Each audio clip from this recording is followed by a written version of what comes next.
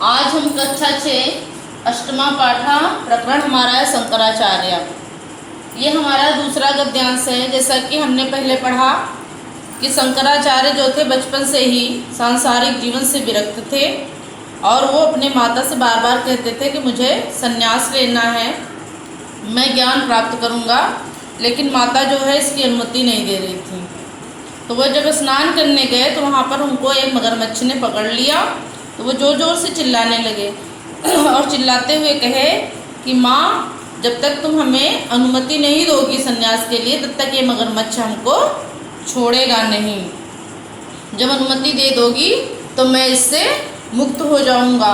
तो हमने मुक्त भविष्यामि तक पढ़ाया था कि मैं मगरमच्छ से मुक्त हो जाऊंगा। तो ये दूसरा गद्यांश हमारा है आर्यांबा फिर विद्यते।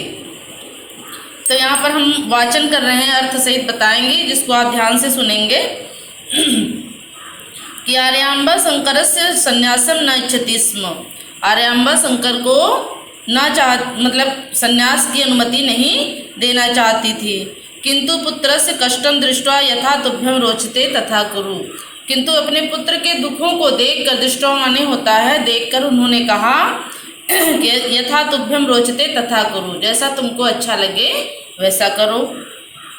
इति औदत ऐसा बोली।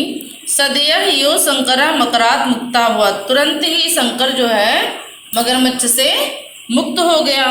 संन्यासाय अनुमतिम लब्ध्वा शंकरा गृहात् निर्गच्छत्। संन्यास की अनुमति प्राप्त करके शंकर जो है घर से निकल गए। अष्टवर्षीय सह ओंकारेश्वर क्षेत्रे आचार्य गोविंद पादात ज्ञानम प्राप्तवान। 8 वर्षीय का वह बालक ओंकारेश्वर क्षेत्र में घूमते हुए आचार्य गोविंद के चरणों में ज्ञान को प्राप्त किए।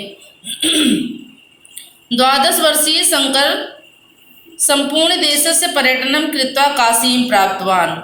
और फिर वह 12 वर्ष के जब हुए तब शंकर संपूर्ण देश में पर्यटनम कृत्वा मतलब घूमते हुए काशी प्राप्तवान, काशी पहुँचे।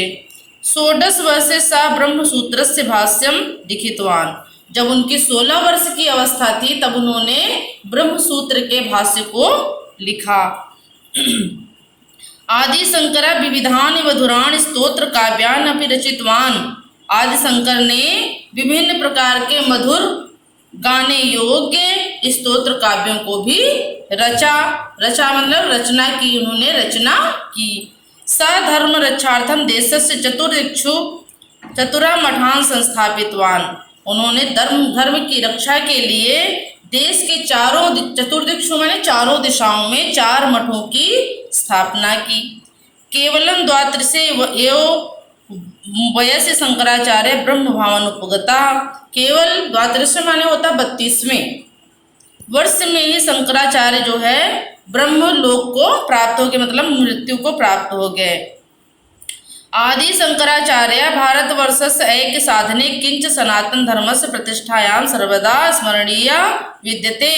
आदि शंकराचार्य ने भारतवर्ष को एकता के सूत्र में बांधने के लिए और सनातन धर्म की प्रतिष्ठा को बनाए रखने के लिए सर्वदा याद किए जाएंगे।